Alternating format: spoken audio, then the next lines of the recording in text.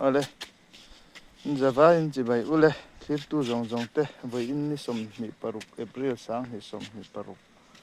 pathian ni jing ani apar boraya kala hei zol nuam na zol nuam ko chunga luang borai lui le lon kha ania ma se hilai hi chu aizol road zok kan na ko chung lo zok ani aku borai lui chu tikon kan muthiam mai anga khu ani hi amin chu ko chunga luang hi borai lui kan tia he a le lon hi helai hian apar borai le lon kan ti ani lui nar lama omani wang hian ni tura kan ngai apar borai le lon hei thingte zar nuama ke tripik general conference room kal tum tan po helai thing zar te hi alim noya thut veng na chi takani ome khodu ma chi in oma hanjun ram han thianan te po rem tho mai puliram noite la ni bok rangin hei hi lui mong lam thla ni sangha te pon om mel chuanin hei hi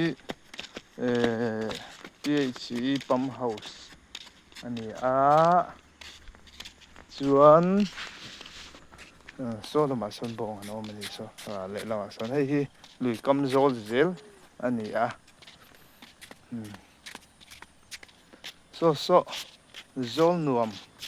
putluanga huan akuba huan ani thin ani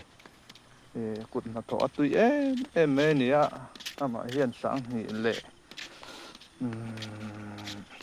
som ni pathum ni tang ka siam in boral sana athenom chia son huan dangte la phei ve zela pilai thang chui huan ti te ni huan sang pau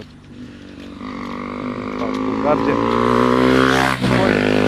ning kha bua da na chen pau tu garden ti te po kha ni location hi na kina ala ron seranga lo zong vel chinu len du le chuanin ki tui khuat lang pui ni lei thar lo lang ki mi chaka ken tui khuat zau de me oma chu zol nom chu he kan van nei em me ai zol ho chak lak na balu chak lak na ne hei chakaron tan ni le balu an puru te kan yan ne ho po hian khaya va tho khuk ve khaya ai zol supply turan niang champhai te poni mai thei truck hi aron tan chu nei ve la truck hi tam thei ko pani hian ma mi te hian zol nuam balu lang kai balu an ron la ni truck hi ni khata za thum vel tanang en o te kan tia aja chuanin atlem bera za hi chu an chuang deuh ngei ni a hriat ani truck rum an vel te pawh hi chuan hei hi gas pipe